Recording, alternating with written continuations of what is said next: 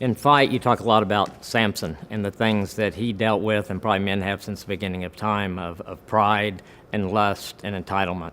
So fast forward today, as men have to deal with those things, how do you see that play out? The lust, the entitlement, and the pride? Yeah, well, unfortunately, they play on in my life all the time. I have to deal with pride and, every single day, dying to myself. And lust, I always tell people I was a man long before I was a pastor. Absolutely. It's just, it's an issue that most men deal with. And entitlement, I want what I want. And so I deal with that in my life. And I really think, the majority of men that I work with, those are the three big issues that ended up getting them in trouble in relationships and lack of integrity and making bad decisions. And so once we recognize those are problems and we can call them what they are, then we can start letting God deal with them and find healing and wholeness.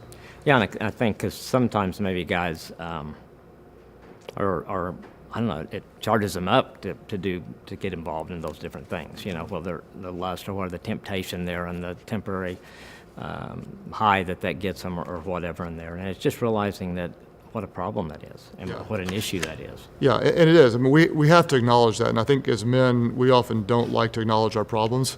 And when we can actually name it, we can defeat it until we or say, hey, I have an issue with pride. I don't like to listen, or I don't receive feedback well, or I battle with lust. If we'll admit that, then we can start to allow God to work on it. But I like to say you're only as strong as you are honest. If you can't be honest, then you can't make progress. Then you can begin to take the steps. So it's really, first step is really just admitting this is something that I've got an issue with, and to work on it from there. Yeah, and counseling has helped me a lot, and I had to get over my pride in order to go get counseling, because as a man, I don't need someone else to help me. I'm not going to sit down and talk to somebody and just let them give me advice. And so, recognizing I do need help, that's where we need to start, and then we can see all sorts of progress. Before we sat down and started the video, we were talking just a little bit about safeguards as far as the lust and things that we can do. And I know you're a champion of this, of saying, man, you got to lock down things, and whether it's your computer, your phone, your iPad, whatever it is. So that not saying how close can I get the fire without falling in, it's like just stay away from the fire. Right. Yeah. Like on my mobile device and my iPads, I can't download apps.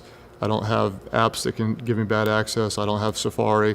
I lock the back door of Safari in adult content in case I could go through another app on an ad. And I have a filtered browser. And people say, do you really need all that all the time? And the answer is no, I really don't need it all the time, but there's some time that I might. And so my goal is not to manage temptation, but to eliminate it. And I kind of have a no tolerance policy. Any place where there's an open door in my life, if I have the ability to shut it and lock it, I'm going to shut it and lock it and give someone else the key, because I don't need it most days, but there are some days when I could be vulnerable and weak. And on that day, I don't want to have any access to anything that could hurt my relationship with God or hurt my marriage or hurt the ability to influence people. We're all vulnerable. And I think we get in trouble anytime to think that we're not, because we are. We're human. Yep.